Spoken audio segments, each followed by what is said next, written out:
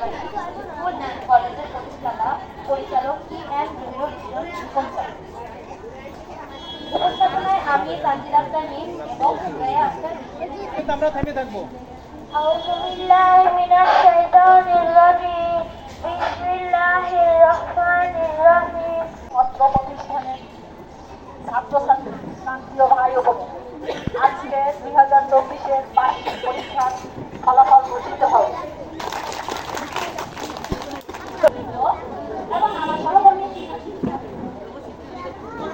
আজকের এই ফলাফল ঘোষণা হয়তো সবাই একসাথে পারবেন। আজকের এই অনুষ্ঠানে সম্মানিত সভাপতি, শ্রদ্ধেয় শিক্ষক শিক্ষিকা, সম্মানিত আমার সামনে উপস্থিত আমার স্টুডেন্ট, আমার গত এক বছর আমার বাচ্চা এখানে পড়ছে,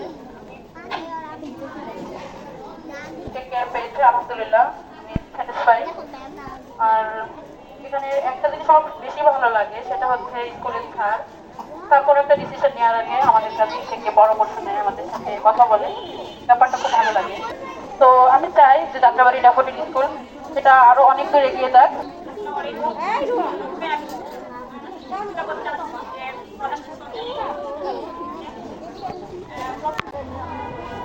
আজকের এই শীতের সকালে, আজকের বছর শেষে বার্ষিক পরীক্ষার ফলাফল পর্বে উপস্থিত সম্মানিত শিক্ষক শিক্ষিকা বৃন্দ, আমার অভিভাবক বৃন্দ এবং ছোট্ট ছোট্ট সোনামণি ছাত্রছাত্রী, আসসালামু আলাইকুম।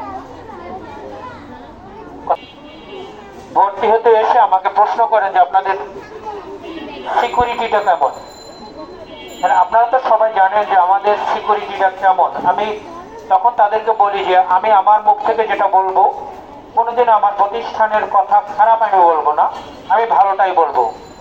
আপনাকে যদি সলিড কিছু জানতে হয় তাহলে পুরান যত স্টুডেন্ট আছে সেই গার্ডিয়ানদের সাথে কথা বলতে হবে, অথবা এই মহল্লায় যদি কথা বলেন তাহলে মহল্লার অনেকেই বলবে যে আসলে স্কুলটা কেমন বা সিকিউরিটি কেমন।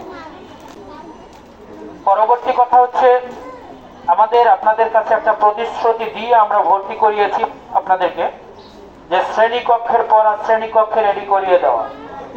এই জিনিসটা কিন্তু যাত্রাবাড়িতে কোনো স্কুল করে না, একমাত্র আমরাই শ্রেণীকক্ষের পর আর শ্রেণীকক্ষে রেডি করিয়ে দিই। আমাদের টিচারদের একটা আসলে পারফরমেন্স থাকে, তাদের পারফরমেন্সের ভিত্তিতে একটা গিফট দেওয়া দরকার। আমি এবছর একটা পারফরমেন্সের ভিত্তিতে 3 জন টিচারকে 3টা গিফট প্রদান করব। এটা আমি একেবারে আমার মন থেকে, যে আমি যাদেরকে যেভাবে আমি দেখেছি আর কি তাদেরকে, যেমন একটা হচ্ছে টিচার অ্যাজ এ মাদার, মানে একজন মায়ের মতো টিচার। প্রথম গিফটটা হচ্ছে, এই গিফট আমি আগেই দিয়ে দিই, কারণ পরবর্তীতে গার্জিয়ানের রেজাল্ট পাওয়ার পরে হুড়োহুড়ি শুরু হয়, এই জন্য আমি আগে ঘোষণা দিয়ে দিই। টিচার অ্যাজ এ মাদার, একজন টিচার মাদারের মতো, মায়ের মতো একজন টিচার আছে।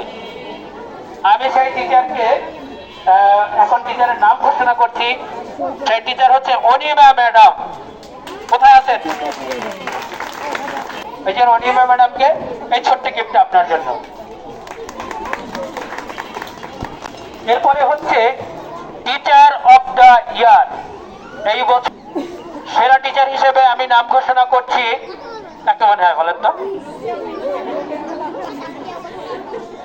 না, আমার তো তাকে এই পজিশনে মনে হয় নাই।